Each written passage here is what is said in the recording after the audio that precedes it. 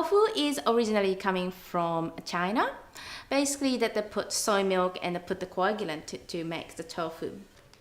This nigari is the most popular coagulant in Japan. This is the magnesium chloride. This is like kind of coarse salt and it's quite bitter. This is actually quite expensive, so lots of Japanese tofu factories stop using it because of the cost. So we start to use calcium as well. And also that Korean tend to use nigari as well. So if I want to have a nigari tofu, I definitely choose a Korean one because unfortunately in Australia, in Sydney, Japanese are not making the tofu in Sydney. And also this, most of the Chinese style tofu is using the calcium as a coagulant. So today I have a few types of tofu here. The firm tofu, this is the silken tofu, which is the softest one. In between firm and silken, we have silken pressed or original tofu or classic tofu. Oh, that's the kind of in between. So silken tofu is the smoothest one. I quite like it because you can blend and mix make a beautiful cream and beautiful texture. I like this between firm and silken because it's not too fragile, so you can actually easily to deep fry or stir fry and you still have a beautiful texture in it. And this is the firm tofu. It's still a little bit soft and it's kind of bouncy. And this is the hardest tofu ever. This is a vacuum packed. It's really firm. And this type of tofu is not so popular in Japan, but it's quite popular in China. Silken tofu and hard tofu is a totally different texture. So that's why it's really important to choose the right tofu for the right recipe. I will definitely go through this one later. These are the different 3 types of tofu. This is the basic one. So soft, medium, hard. For the silken tofu, firm tofu, hard tofu. As you can see that the surface of the tofu, this is nice and smooth and kind of a little bit rough. It's really rough.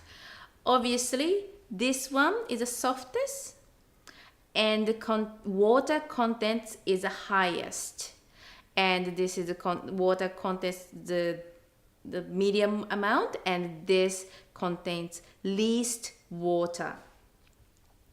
So basically this is very fragile, so we call the kinugoshi tofu. Kinugoshi literally means silk. That's why we call it silken tofu in English. So it's quite creamy, a beautiful texture.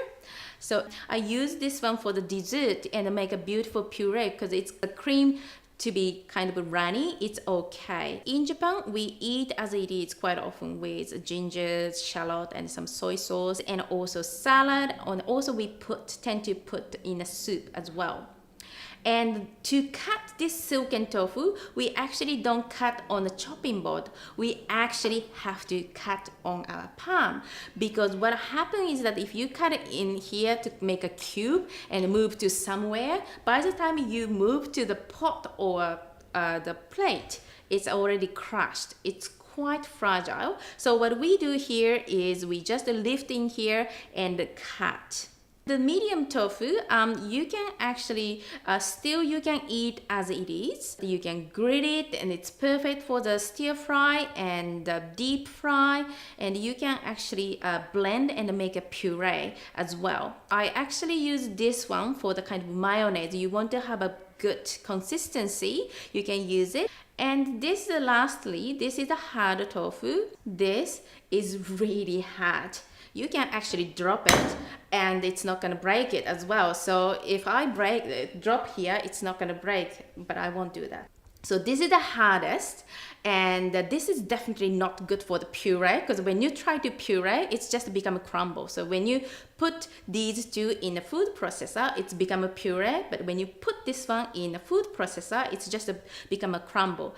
But that crumble is best for the substitutes for the minced meat. So I make the bolognese and make a kind of whatever the nugget or something that you use the minced meat. I quite often put it in a blender and mix with something else. So what I can do here, because it's quite hard, you can actually grate like this, and you can put in a salad or you can put in a soup, because if you cut big chunk for this hard tofu, it's not so fabulous. So you want to cut in small pieces like this and put in a soup, kind of stew long time, or you can fry it and you can actually marinate it with the vinegar or dressing or something. So it's a wonderful way to do, and you can make a mincemeat. I must say that the silken tofu is kind of worldwide the kind of same consistency,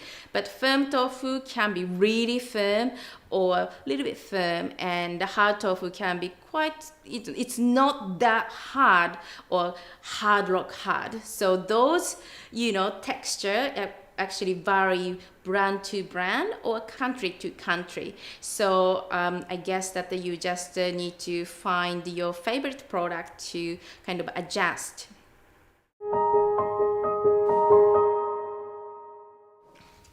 This is the softest tofu ever, and you can actually find it in a tube format and also in a packet. The Tetra Pak, it's in a kind of a vacuum pack, and you can find it in a dry area, but this one is always in a fridge.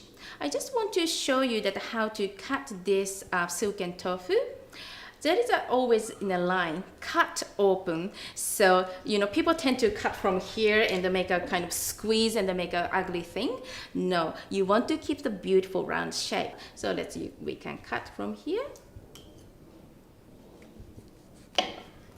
So you have to be really, really careful, because it's quite gentle, because this is the very softest tofu ever, and you can take out.